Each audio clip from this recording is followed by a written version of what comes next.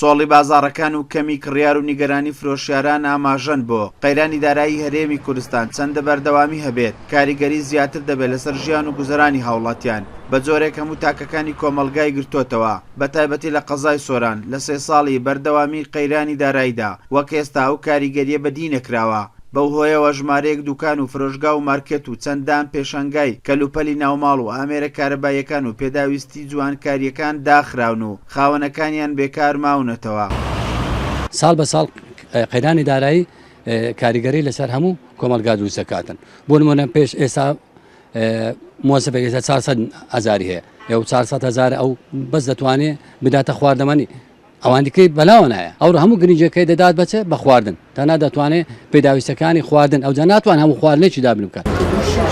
بە بەراورد لەگەڵ کەمی داهاتی تاک و نەبوونی کاری ڕۆژانی کرێکاران و وەستانی تەواوی پرۆژە خزمەتگوزاریەکان کاریگەری کردوتە سەر کەرتی تایبەتیش هاوکات کارپێکردنی سیستەمی پاشەکەوتی موچەی فەرمانبەران لە بەرامبەریشدا گرانی و ناجێگیری نرخی کاڵا و پێداویستەکان لە بازاڕەکاندا ئەوەندەی تر کڕیاری لە بازاڕەکان کەم کردوتەوە.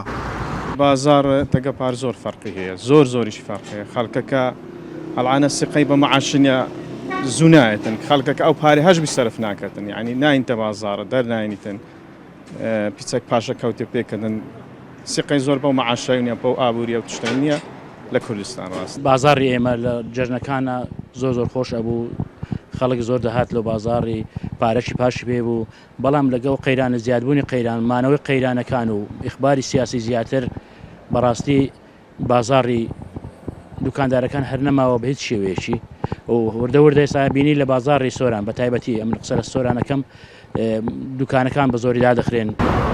ساڵانە لەگەڵ نزیکبوونەوەی جەژن و بۆنە ئاینی و نەتەوەیەکان جموجۆڵەکی زیاتر لە بازاڕەکان دەبیندرا خواست لە سەرکردنی خواردەمەنی و کەلوپەل و پێداویستەکان بەڕادەیەکی بەرچاو زیاد دەبوو کەچی ئەم ساڵ بێدەنجی و خامۆشی باڵی بەسەر بازاڕەکاندا کێشاوە.